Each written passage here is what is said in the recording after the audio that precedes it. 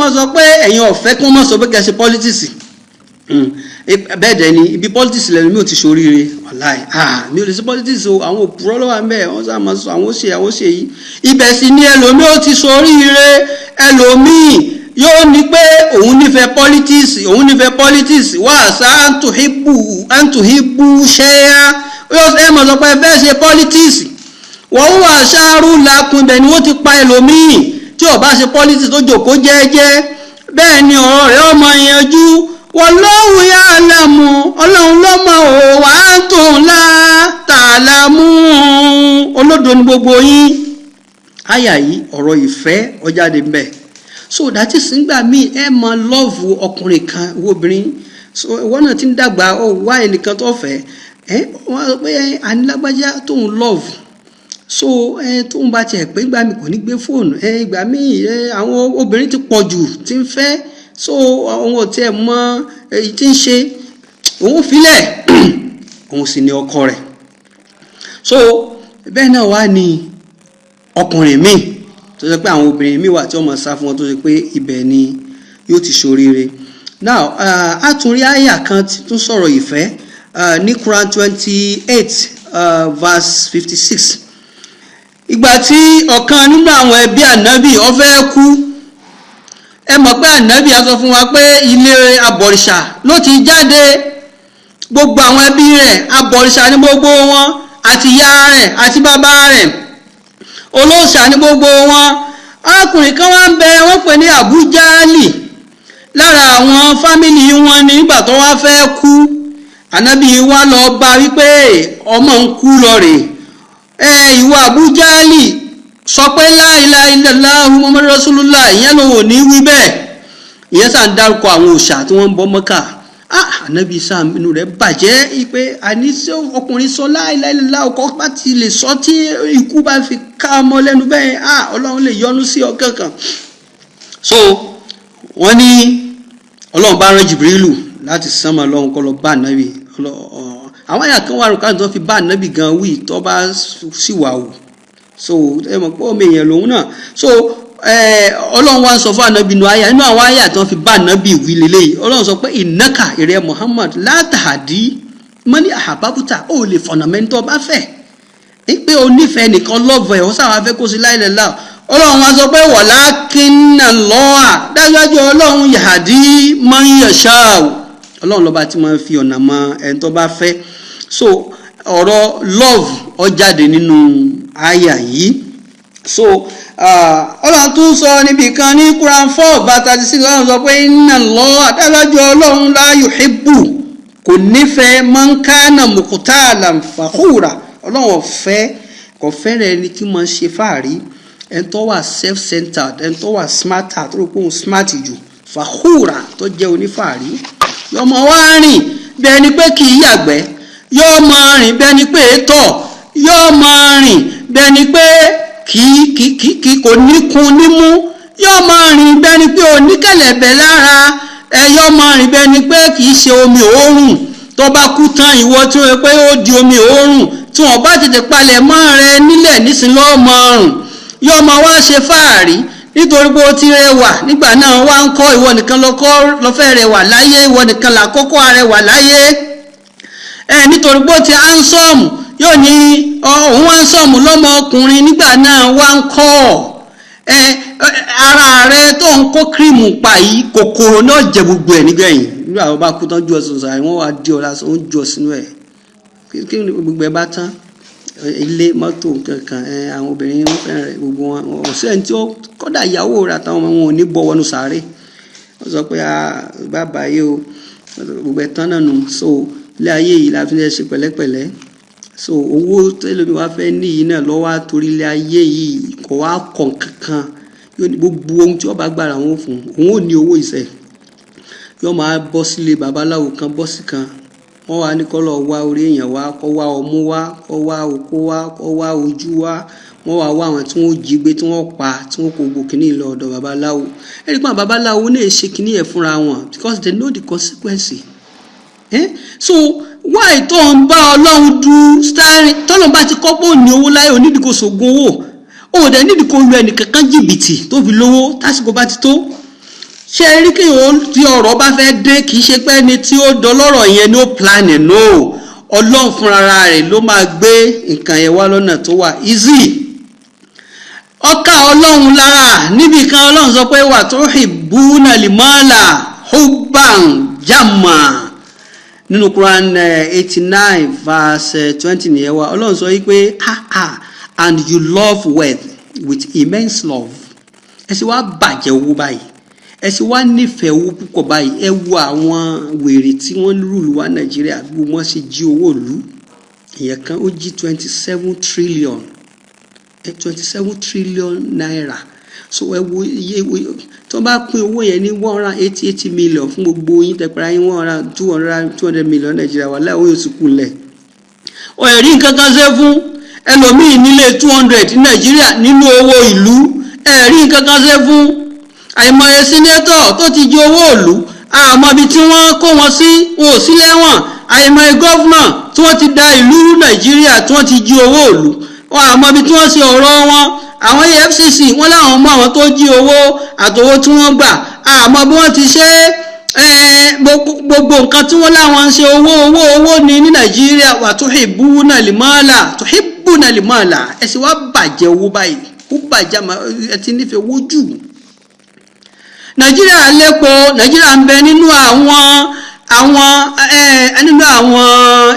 OPEC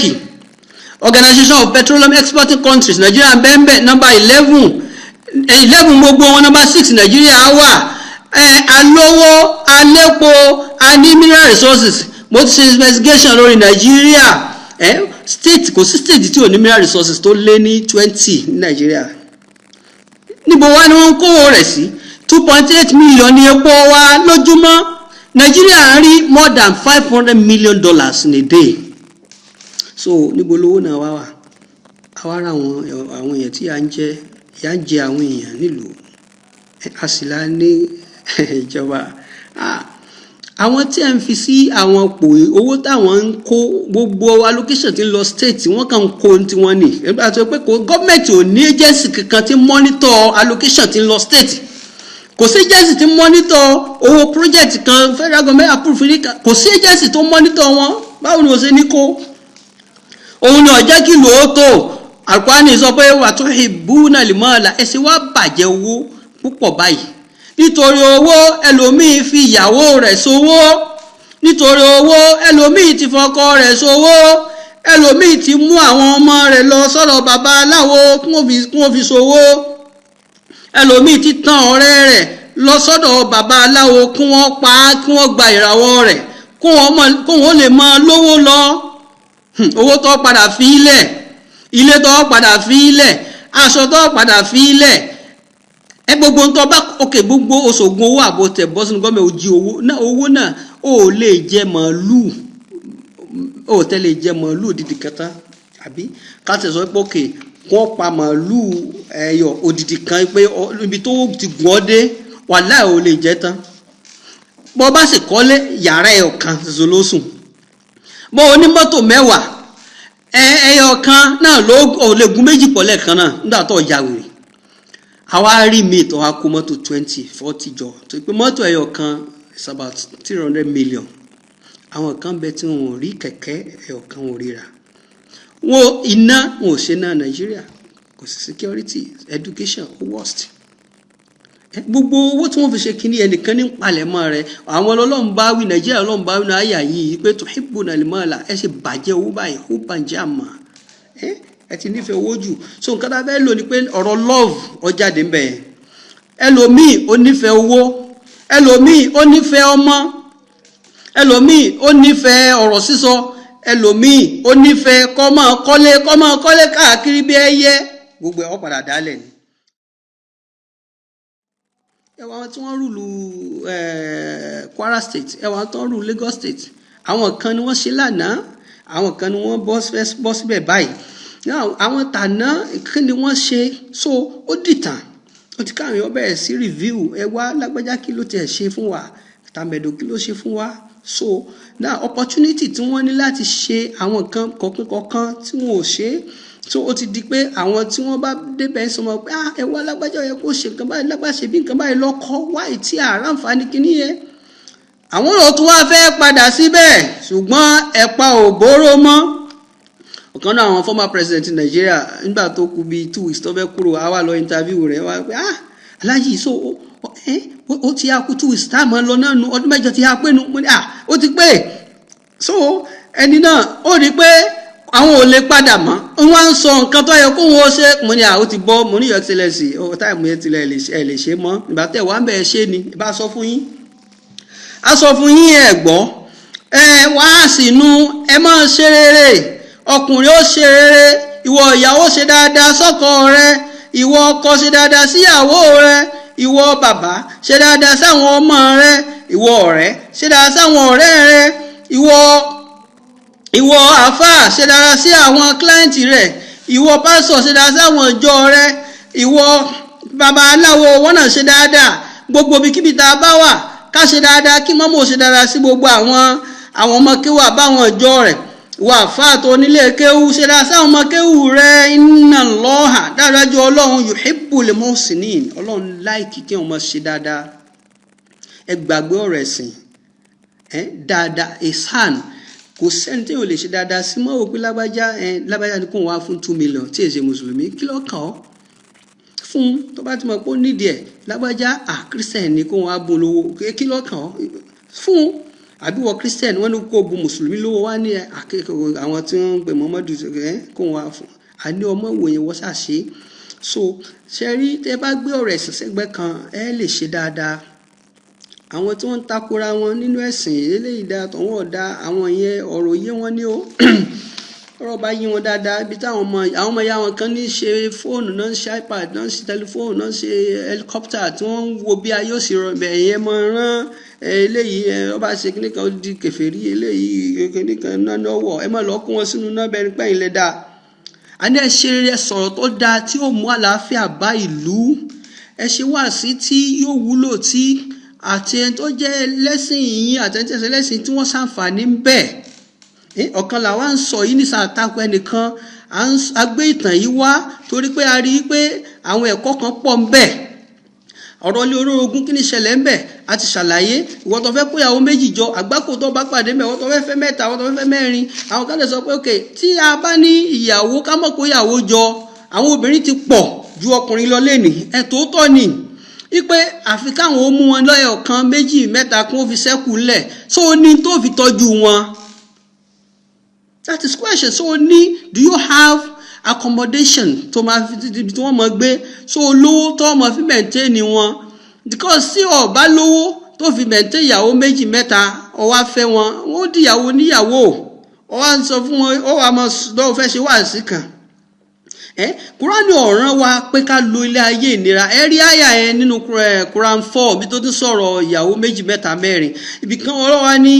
fàáyíní khifutum alátàdìlú fàwáhídàtà bọ́tẹ́ bá ń bẹ̀rù pé ẹ̀ nílé ṣe déédé láàrin ìyàwó méjì tàbí mẹ́ta àbí mẹ́rin ó ní fàwáhídàtàn ẹyọ kan ó ní one is the best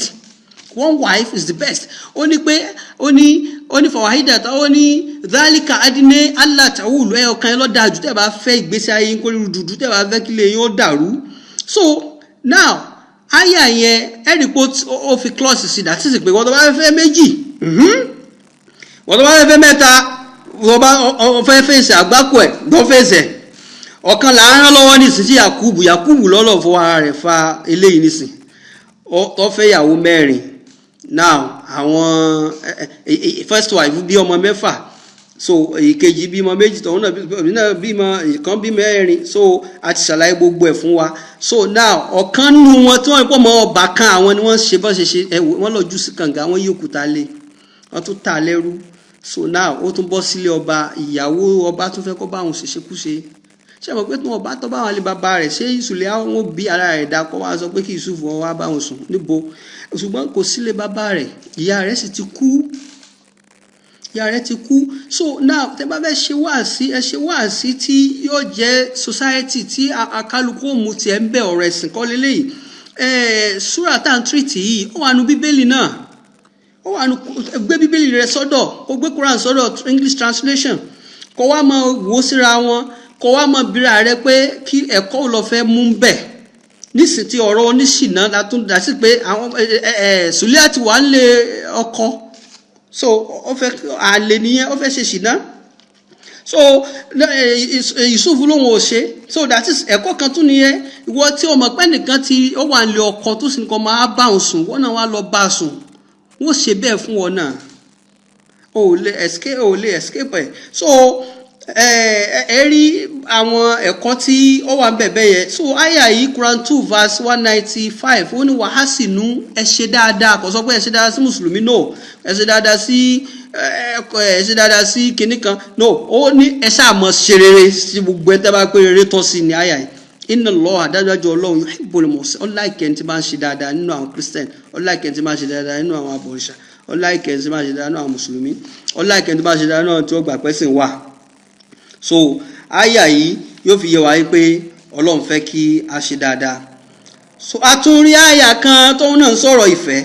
Ọlọ́run sọ pé wa min ayati ń bẹ nínú àmì Ọlọ́run wa ní khalaqalakum min anfusikum azwajan àti dá àwọn obìnrin tá a dá fún yín àwọn ìyàwó yín ìpele taskunu ilayha kẹrí wọn àti ibi tẹ́ mọ rest tọkàn yóò balẹ̀ tẹ́ bá ti rí ìyàwó yín tó bá ti di pé ẹ rí ìyàwó yín àsìpé ẹ̀ ń wọnú ọkùnrin ọmọ lọ ilé báyìí inú rẹ̀ ó sì mọ bàjẹ́ pé òun tún lọ ṣe déédé àgbákò obìnrin yìí tí òun bá ti wọnú ilé tí ọmọ ìyàwó lásán tí ọmọ pè ń lólórí burúkú obìnrin míì burú fa so ọkùnrin yóò wá dẹ tí ó mọ bẹ̀rù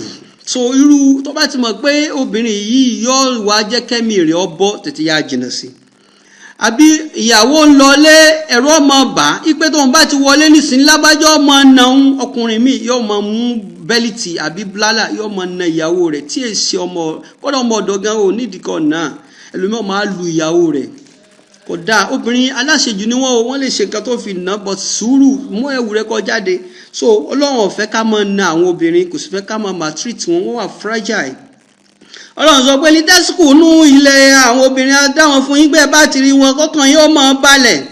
waja'ala bainakum mawaddatan wa rahmatan àwa ní kí ìfẹ́ àti àánú kó máa wà nínú ilé yín yẹn pé nínú marriage à ń retí àánú àti ìkẹ́ tífẹ́ bá ti wà kí gbogbo nǹkan máa lọ déédéé àmọ́ ìyàwó ń pọkọ lórí burúkú ọkọ náà ń pe ìyàwó rẹ̀ ní wèrè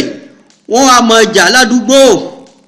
wọ́n yaṣọ mọ́ra wọn lára wọn gúnra wọn lọ́bẹ àwọn ọmọ àáfà wọn àwọn ọmọ tẹ wá ń bí kílẹ̀ ń filẹ̀ àwọn ọmọ náà mọ̀ rò pé kí ìjà dáa ni táwọn bá dàgbà àwọn ìjà tí wọ́n tẹ̀ lé so ẹja kó àwọn ọmọ wa ká kó àwọn ìyàwó wa níwàáre ká kó àwọn ọkọ wa níwàáre ká sì ṣe sùúrù tí nǹkan bá ti dáyọ́ padà dá ẹ má fi ìyàwó yín lẹ̀ nítorí pọ́ rẹ̀ lómi fẹ́ ìyàwó rẹ̀ wá ọ̀rẹ́ ọbẹ̀ sí bóyá fọ́ lójú yóò wá filẹ̀ bóyá ní accident ọkàn lẹ́sẹ̀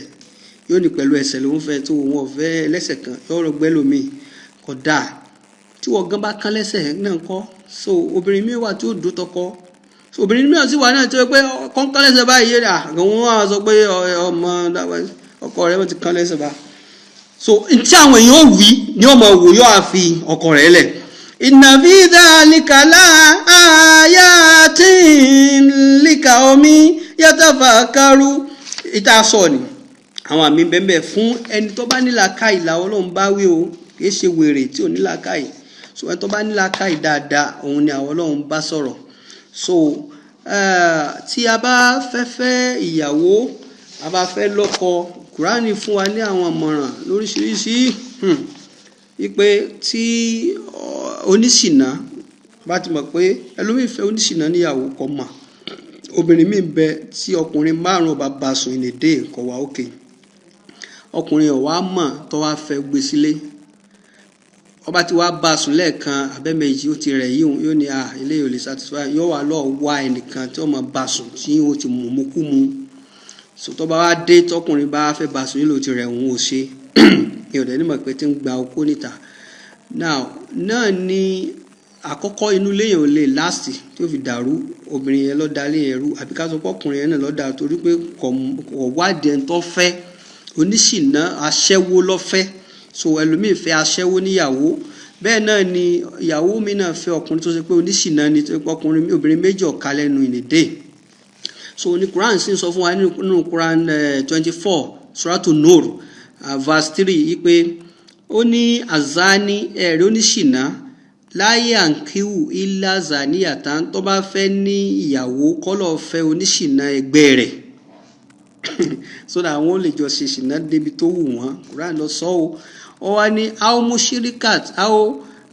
mushirikatan so àbí kíní oní àwọn abọ̀rìṣà nìyẹn. So ipe kò ní fẹ́ nìkan àyàfi kó jẹ́ àbọ̀rìṣà tó wọ́n ti pa àbọ̀rìṣà ló wọ́n jọ ń bọ òòṣà ni. Nígbà tó fẹ́ àbọ̀rìṣà tó wá ní kó mọ kírun irun wo ló fẹ́ mọ kí tí wọ́n mọ̀ pé òòṣà náà ṣe lé wọn. Èèyàn jẹ́ Christian wá fẹ́ wá nígbà náà kó ká lọ mọ́ṣáláṣí ó sì ti mọ̀ pé church làwọn ń lọ.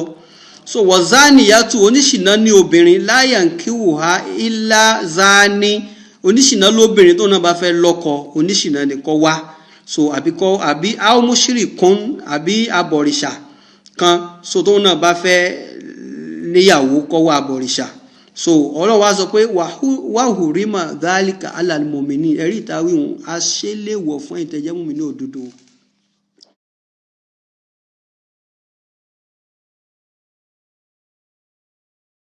So nígbà tí obìnrin yẹn bá lọ ní oyún èyí náà má jẹ́ ìyàlẹ́nu fún yín pé àwọn ọmọ onípàrágà lẹ́mọ̀ bí àwọn ọmọ tí wọ́n mú kú mu torí pé ẹni tó bá jẹ́ sí pé àdúrà lè lọ ṣe ẹ̀yin náà fìlẹ̀ ṣàdúrà ẹ̀ka báíbù ẹ wá súnmọ́ra yín ẹ ṣàdúrà ẹ rí i pé àwọn ọmọ tí ó jẹ́ ẹni Ọlọ́run ni àwọn ọmọ tí ẹ mọ̀ bí. Quran sọ̀rọ̀ nípa sex fún wa tá bá wo Quran 2 verse 223 Quran sọ wípé nisaukum ẹ̀rí àwọn ìyàwó yín tẹ́ gbé sílé harisun lakum ọgbà oko tí àwọn fámà tí wọ́n máa ń ro Ọlọ́run fi àwọn obìnrin wé oko ó wá sọ pé fàátù harisakum aneshitun ẹ máa wọnú oko yín nígbàkigbà tẹ́ ẹ bá fẹ́ yẹni pé a lè báyàwó wa sùn nígbà tá a bá fẹ́ o lè ṣe láàárọ̀ o lè ṣe lọ́sàn o lè ṣe lálẹ́ o lè ṣe lóru o lè ṣe nídàájí nígbà tá a bá fẹ́ waqaddimu li anfusikum ṣùgbọ́n ẹ kọ́kọ́ kiss kí ló pé o fẹ́ báyàwó rẹ̀ sọ́kọ́ kó bọ́ sórí bẹ́ẹ̀dì kọ́kọ́ ní old style no ẹ láti kiss kẹ́ romance ara yín dáadáa wọ́n tó tẹ̀kú lọ ẹ̀sìn báyọ̀ Ọlọ́run wọ́n bá ọmọ ìsùn tó pé tó wà máa sunkún yóò máa kígbe so tarọ́ ọmọ wa ní so mọ́ fara níyàwó rẹ̀ tó bọ́ fẹ́ bá sùn tóun náà wà lóun fẹ́ mú àdéhùn Ọlọ́run ṣẹ pé Ọlọ́run ti ní ká àwọn bára àwọn sùn pé ẹ̀ ń wá ọmọ wàhálà mú ẹ lọ mọ̀ pé ànàkùn mùláàkúnà ẹ pàdé Ọlọ́run o wọ́n bá ṣírí mùmíní fún àwọn mùmíní òdodo ní ìró ìdùnnú. So Ọlọ́run sọ̀rọ̀ sex mi báyìí pé ká bá àwọn ìyàwó wa sùn ṣùgbọ́n tó bá rẹ̀ mọ́ bá a sùn tó bá ní ara àwọn ọ̀yá mọ́ fọ́ọ̀sẹ̀ pé Ọlọ́run ti sọ pé àkàmọ́ bá yín sùn Ànábì sọ pé tí obìnrin bá kọ orun fún ọkọ àmọ̀lẹ́kọ̀ ọmọ ṣépele wọ́n náà fi làákàyè sí ọlọ́rẹ̀ òun ọlára òun ti abẹ́ ti sílẹ̀ kan obìnrin mi ò láìkì sex ìjọba sílẹ̀ kan ló ti rẹ̀ òun omi ìjọba sílẹ̀ méjì omi ìjọba yẹn pé ẹ̀ márùn lọ́fẹ́ ó ti rẹ̀ wọ ọkùnrin náà obìnrin náà láti jẹ́ kí ọkùnrin yẹn ó sinmi. So now àtúrí àyà kan tí ń sọ fún wa pé ẹ má bá obìnrin sùn tí wọ́n bá ń ṣe nǹkan oṣù lọ́wọ́ ó wà ní Quran Quran 2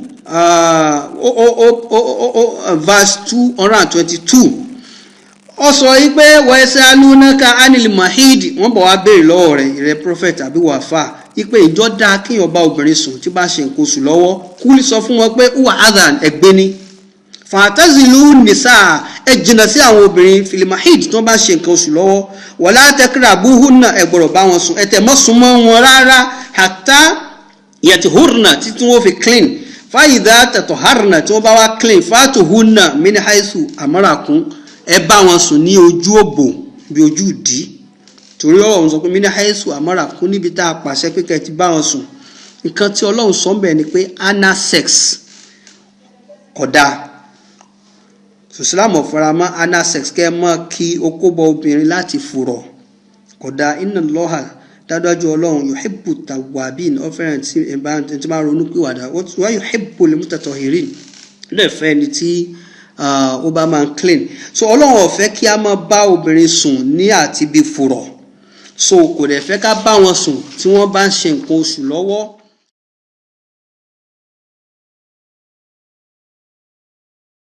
Gẹ́gẹ́ bí pé àwa jẹ́ oníwádìí, a dẹ̀ jẹ́ oníwèé ìròyìn, a ṣe àwọn ìwádìí kí ló yẹ tó lọ́n fi sọ pé ká má bá obìnrin sùn láti fùrọ̀, anal sex. So àwa rí wípé according to clinical sexologist, anal sex has health risk. So many doctors confirm this fact that anus is full of nerve endings, so make it sensitive, over sensitive. So anal sex, ǹjẹ́ ó safe? No, kò safe, because it allowing bacteria and viruses, viruses oríṣiríṣi, so it will enter your blood. Tó bá yẹ ti wọnú blood rẹ, so Ọlọ́run ṣe ìbàdí bí fùrọ̀ kó máa fi yàgbẹ́ ní kesi kó ní kó máa fi gbà sákàrí. So and it can cause HIV. So láti máa ní anal sex, it can cause HIV, and it can cause human kíníkà àgbọn pè ní papillomavirus. Papillomavirus, so HPV, ó máa ń cause àrùn kan ni, and it can cause anal cancer.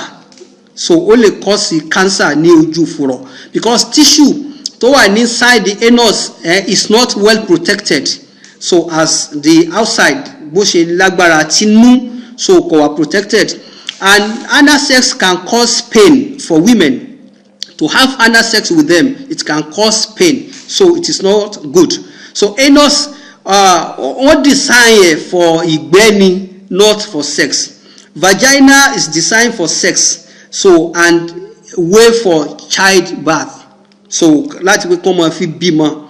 ni Ọlọ́run ṣe vagina fún. So but bad girls and bad women, they like anal sex. So if you like it, you are a bad guy. Please. So tó bá yá sí pé because it could damage your health. So it could damage your anus. So it's higher risk to your inner parts. So it can cause many diseases. Àwọn àrùn tó tún lè fà, ó máa ń fa chlamydia, ó dẹ̀ máa ń fa genital herpes, and it can cause genital warts. Ó dẹ̀ máa ń fa gonorrhea, it can cause gonorrhea, àti àrùn kan tí wọ́n ń pè ní hepatitis B. So ó dẹ̀ lè cause HIV, and it can cause syphilis. So even if you protected yourself with condom, so ó lè escape. What are the benefits to have sex through vagina? So sex through vagina relieves stress. Ó máa ń relieve stress, and it can reduce blood pressure, and it can boost immunity. So and it can burn àwọn calories. And kí wọ́n tá ń pè calories, so pé ó máa ń burn nínú ara, and it can improve cardiovascular health as well. It can boost self-esteem. So òun ni Ọlọ́run sọ pé fàátúhùnà min àìsù àmọ́rakun, ẹ bá àwọn obìnrin sùn ní ojú dí gangan níbẹ̀ lápá láṣẹ fún yín. Ọlọ́run là mọ́lẹ̀ ń bẹ̀. Iná lọ àdádájọ́ Ọlọ́run yuhibbu tawwabin, ọláìkẹ́ tí ó clean, torí pé láti máa kí àzákàrí bọ ojú fùrọ̀ wọ́n náà ó lè kó ìgbẹ́ ara ọmọ ní ẹnìyẹn náà. So Ọlọ́run ò fẹ́ kí a máa ṣe bẹ́ẹ̀.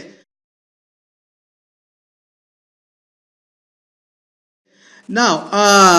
sexual relation between husband and wife must take place in private place. Kì í ṣe pé kẹ́ máa bá ara yín sùn ní ojú títì nígbà tẹ́ ìṣẹ̀ranko. Àwọn ìlú kan wà tí wọ́n ṣe tó yá sí pé ojú títì wọn bára wọn sùn. Nígbà àwọn ọmọkọ́mọ náà ló bá jáde lọ klọ́ọ̀bù yóò rí ọmọkọ́mọ ń bẹ̀. So we should not discuss sexual related issue to anyone. Ìyàwó mi ọmọ sọ fún àwọn ọ̀rẹ́ rẹ̀ pé ọkọ òun tó bá fẹ́ bá òun tó bá ṣe ẹ̀kan ti rẹ̀, ọkọ òun tó bá ti fẹ́ bá òun sùn kò tiẹ̀ mọ̀ ń pa rẹ̀. So ìyàwó náà ọkọ náà mọ̀ sọ fún àwọn ọkùnrin ọ̀rẹ́ rẹ̀ ń ta pé ìyàwó òun ò good lórí bed. So wọ́n fẹ́ ká keep any sexual issue secret. So and how good or bad is your husband or your wife, So it is not good for you to discuss it with anybody. So, and to have sex in public. So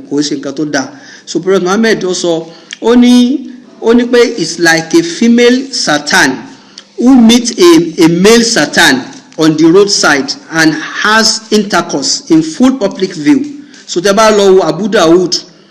nínú hadith kan tí ó jẹ́ 2169 rí hadith yìí ńbẹ̀. So Ànábì tún sọ pé ó ní a husband and wife may choose any convenient and enjoyable position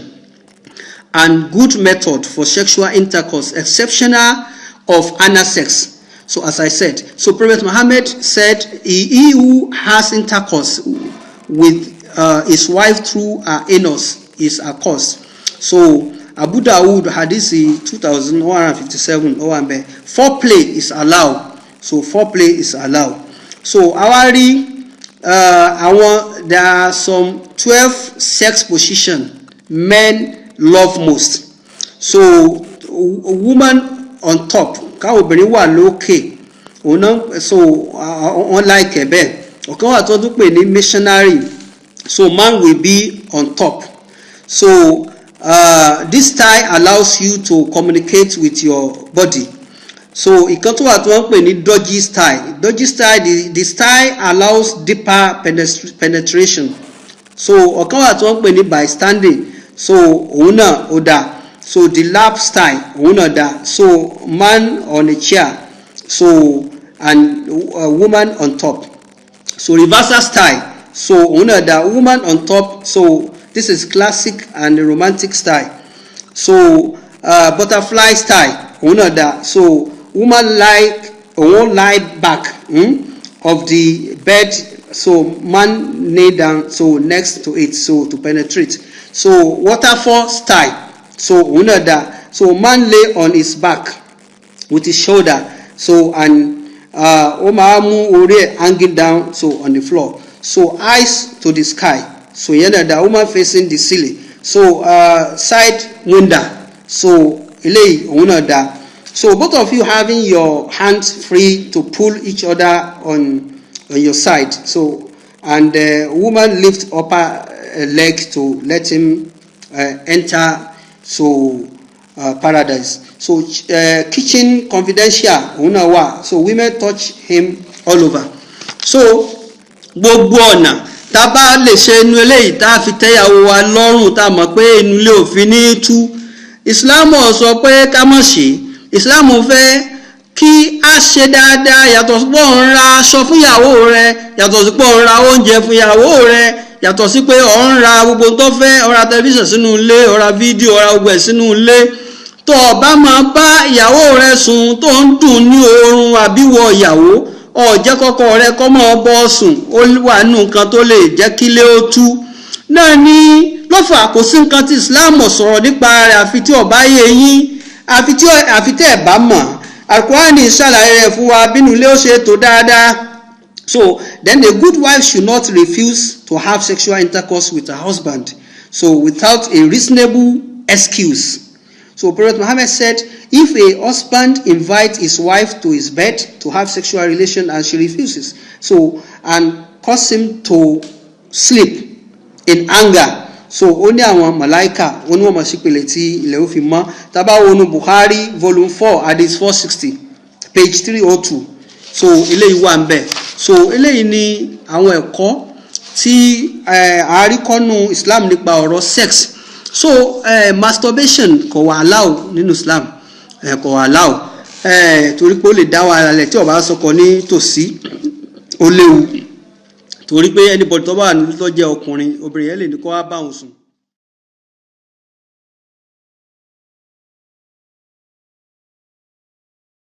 Fawulaika humul adun, àwọn yẹn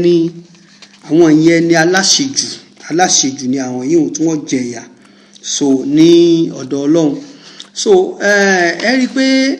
oríṣiríṣi àwọn ẹ̀kọ́ púpọ̀ nínú Islam. Tó yá sí pé òun là ń expect àwọn àfà kí wọ́n máa fi kọ́ àwọn èèyàn lẹ́kọ̀ọ́,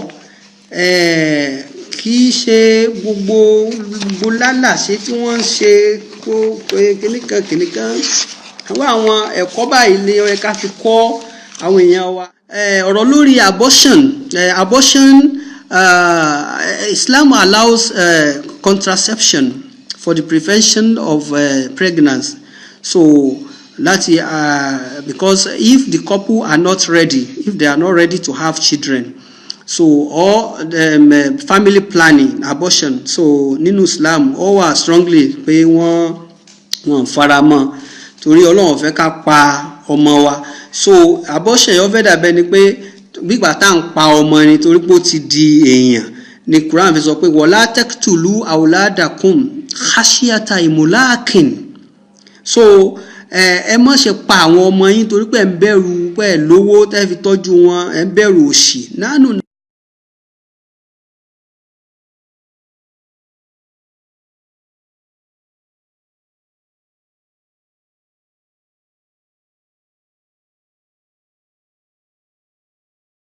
in Quran 17 verse 31.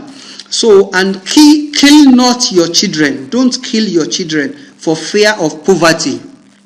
So we shall provide for them as well as for you. So surely the killing of children is a great sin. It's a great sin. So tabawo àwọn UNESCO àti IMF they have discussed the population control of the world. Today the world is about 7.5 billion. So abortion is a crime against an existing being. So ejaculation is not allowed as well. So and if the child is a substantial risk or mental abnormalities, so he or she can only abort it. So àwọn nǹkan báyìí so ó wà nínú torí tẹ́ bá pa àyà kan tó wà tó ní wáyé dálí mọ̀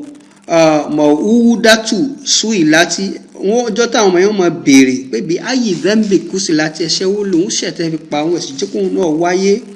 So ẹ̀jẹ̀kùn wọn wáyé ìyẹn àwọn tí wọ́n ń pa àwọn èèyàn tẹ́mọ̀ pé àsìkò wà tó pé àwọn lábá wọn máa rí ọmọ mọ́lẹ̀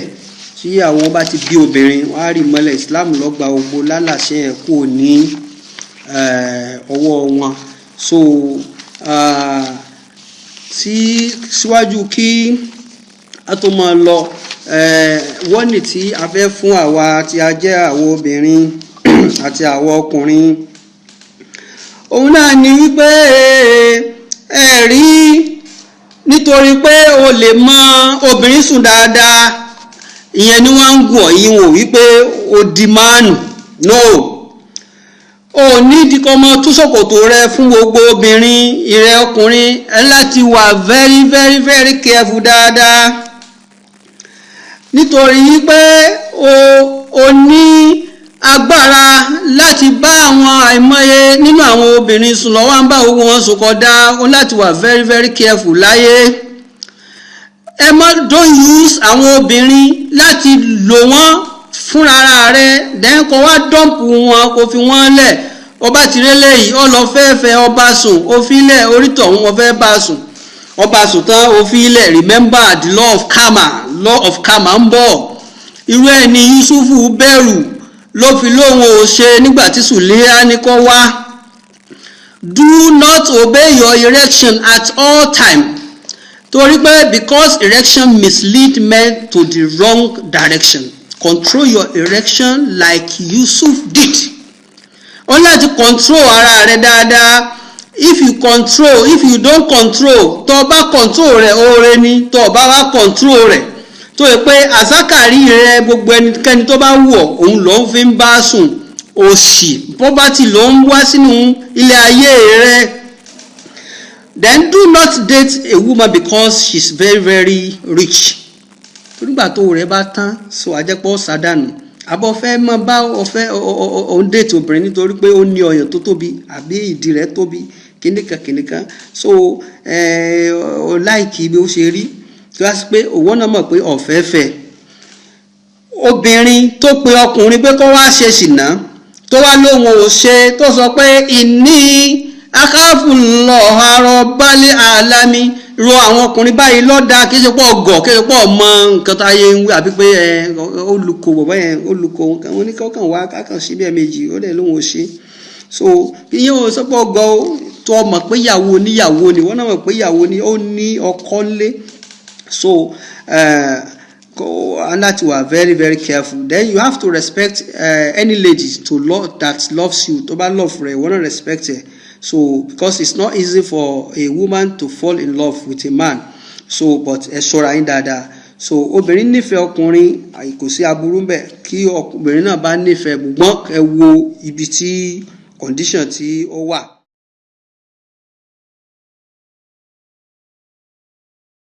So ìwọ obìnrin má sọ ìdí rẹ di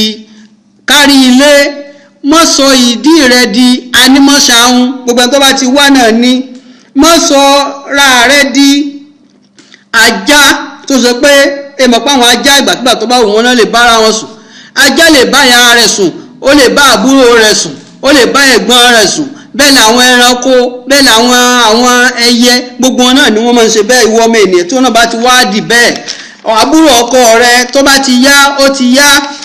ẹ̀gbọ́n ọkọ rẹ tó bá ti yá ó ti yá nìyẹn.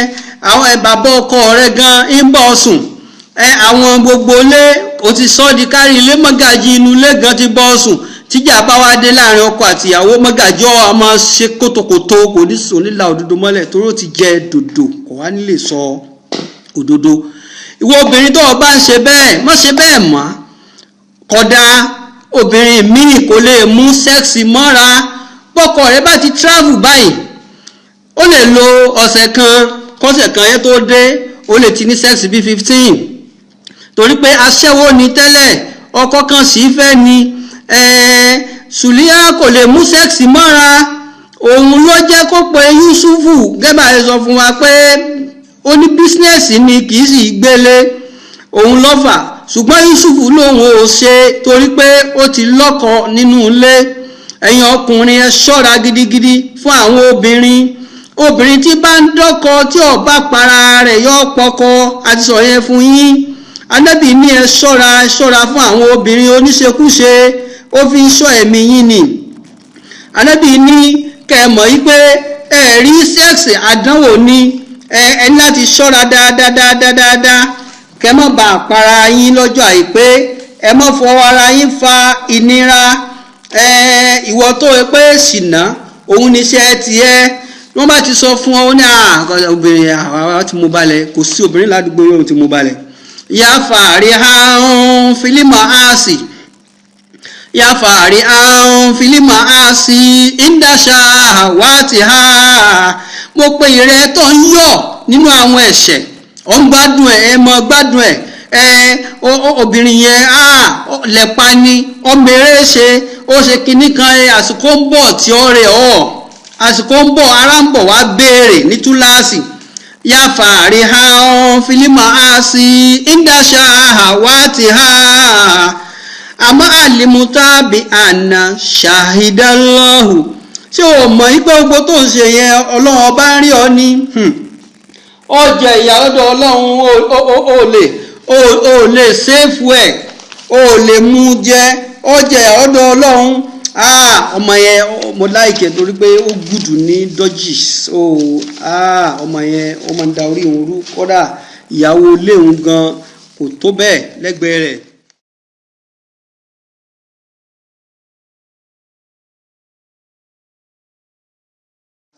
So now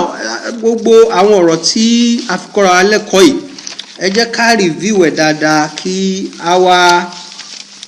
ká mú àwọn ẹ̀kọ́ oríṣiríṣi ń bẹ. So a rí wípé ilé ayé wọ́ọ̀dà, so ọ̀run wa yóò sunwọ̀n, so lágbára Ọlọ́run. Gẹ́gẹ́ bí ìṣe wa, àdúrà ni a máa fi ń bẹ̀rẹ̀, àdúrà náà ni a máa fi ń parí. Gbogbo àwa tí bànújẹ́ bá, gbogbo àwa táwa nú àdánwò, bọ́lọ́run ṣe yọ, Ọlọ́run padà yọ Ànábì Yusuf, ṣùgbọ́n bó ṣe yọ á padà ṣàlàyé bọ̀tá àti débẹ̀. So Ọlọ́run yọ àwa náà. Wọ̀kàm yusiri àtàmì báhàdì usiri, mélòó ìdẹ̀kùn tó ti dé lẹ́yìn ìnira, tó yẹ pé ara nìyí, Ọlọ́run ó kó ìdẹ̀kùn wá. Ìwọ tára ni, ìwọ tó ń wá ọmọ nílé ọkọ, ṣe sùúrù, ó padà ó bí ọmọ. Ìwọ tọkọ rẹ̀ hùwà tí ọ̀dà ẹ fi sínú àdúrà kọ́lọ́run ó kókó sí nínú. Ìwọ tó níyàwó tíyàwó rẹ̀ ṣe jágbajàgba, ẹ ṣàdúrà kọ́lọ́run ó kó sí nínú. ìwọ tó lọ́rẹ̀ẹ́ tó sọ pé ọ̀rẹ́ rẹ kò ṣe dáadáa sí Ọlọ́run ó kó sí nínú akámúyù sí rí àtàmì bá àdéhùn sí rí ìdẹ̀kùn yóò padà dínà ní fàfàràjà láwọ̀ àtàlẹ́kọ́lì bí ìṣẹ́jì gbogbo ọkàn tí ń banújẹ́ rí pé ìdùnnú padà wá ìdádọ́kọ́ tí bí kalẹ̀ á sì bá àbáyá ọmọ fàṣíkbìlì wáhìdìlẹ̀ àhàdìlẹ̀ àlìyí tí ìgbà bá fún pinpin mọ́ lónìí ọ̀rọ̀ náà ó gbìyànjú ó ṣàdúrà ó ṣáájò ó ṣe gbogbo ẹ̀ ó ṣe lẹ́yìn ó ṣe gbogbo ẹ̀ pàbó náà ní ń já sí ọ̀rọ̀ kan ò bímọ ò ríṣẹ́ ò níwèé gbèlú gbogbo ọ̀rẹ́ ń dàrú mọ́tòrí ẹ̀ change ẹ̀sìn rẹ torí bọ́ bá change ẹ̀ àwọn tó ń lọ bá àwọn náà nírú pírọ́blẹ̀mù bẹ́ẹ̀ lọ́hùn. obìnrin kan wá mọ́ṣáláṣí wájú ọkọ lóun fẹ́ di christian òun fẹ́ di muslim christian wa ni mo ní kí ló dé ó ní torí pé òun wọkọ̀ mo ní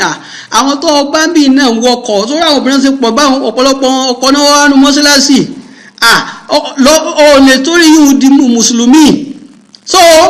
òdodo ọ̀rọ̀ ni mo sọ so because àwọn míì náà wà àwọn tó bá kì í ṣe mọ́ṣáláṣí ò sí pé wọ́n ní kẹ́ mọ́ wá ọkọ̀ ń bẹ̀ no a kírun a ṣe ẹ̀sìn ìbádà tó bá di pé ọkọ òun wọ́n mọ òun wáyàwó special tènìyàn pé wọ́n ṣàdúrà but nítorí lòun fẹ́ change ẹ̀sìn nítorí pé òun wọ ọkọ̀ nígbà tó bá di mùsùlùmí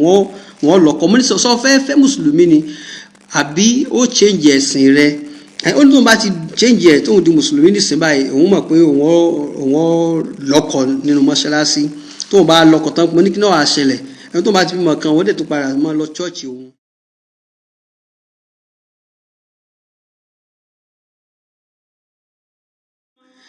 nígbà tí ara bá fi pinpin tí ìnira bá bọ̀ pẹ̀lú àwọn sábàbí kan fàṣíkíbìlì wá ìdílé àdílé àlì kágbára lé ọlọ́run ọba kan ṣoṣo òun náà ni ọba tó ga tí ó lè yanjú bùkátà wa. So now a wá ṣe rábànà a sì ka orin tí a máa ń kà tí a máa fi ń ṣe àdúrà àwọn oníbèrè tí wọ́n béèrè kí n má lọ gbàgbé aṣàdéhùn pé a dá wọn lóhùn broda Latif láti Ìkòyí wọ́n ní ẹjọ́ ǹjẹ́ lè bá wa ṣe ìwé nípa àlá síta tí wọ́n bá lára báyìí kí nìkan tó túmọ̀ so a ti ṣe ìwé pa àlá láti ibi 2010 tẹ́ bá kílíkì Dáúdà wà tẹ́ lọ 111 dreams and interpretation so ẹ rí mbẹ ẹ bá ti order online wọ́n á deliver ẹnìkan ó ní kí ni ìtumọ̀ Dawood ó ló ní mini kí ni ìtumọ̀ ẹ̀ ìtumọ̀ David ni beloved one so èdè Hebrew ni Dáfídì àwọn Lárúbáwá náà sọ di Dawood so ó ní kí ni ìtumọ̀ Sophia ni wisdom ẹni tó bá gbọ́n so ni wọ́n máa ń pè ní Sophia Helen ìmọ́lẹ̀ ní jẹ́bẹ̀ light so Peter òkúta ní jẹ́bẹ̀ òkúta ní ìtumọ̀ Peter ó béèrè ìtumọ̀ Rohima ni blessing àánú Ọlọ́run so ó béèrè Bintu ó ní Bintu or Binta àti Binta ìtumọ̀ ẹ̀ ní daughter sẹ́tìrì ìtumọ̀ gidi kan ló wà bẹ́ẹ̀ ó bí ọmọ wa sọ Binta ìtumọ̀ Binta ni daughter ìtumọ̀ ẹ̀ so ṣé mo pé ìgbà tí Prophet Muhammad bí Fatima so wọ́n pè ní Fatima tu Bintu Rasulullah Fatima ọmọ òjíṣẹ́ Ọlọ́run ẹlòmí ọmọ asọ ọmọ rẹ̀ ní Binta Fatima dẹ̀ tún dáadé ẹni tó já lẹ́nu ọyàn nítumọ̀ yẹn Binta so daughter nítumọ̀ ẹ̀ ó ní kí nítumọ̀ Jemilu ni handsome guy tó bá jóbìnrin á ní Jemila so beautiful woman so ó ní kí ni túmọ̀ Lucy victory nìyẹn so ó béèrè nípa ti làmì mo ti sọ yẹn ní ẹ̀ẹ̀kan so lára àwọn ìbéèrè tá a tún ní ẹnìkan béèrè pé a sọ pé Ànábì Yakubu ó ní ọmọbìnrin ó bí ọmọbìnrin kan ó ní kí lórúkọ obìnrin yẹn torí àti sọ obìnrin yẹn ń jẹ́ Dina so Dinatu lórúkọ obìnrin yẹn so tẹ́ bá wo nu Genesis a rí àwọn ẹ̀rí eléyìí ń bẹ.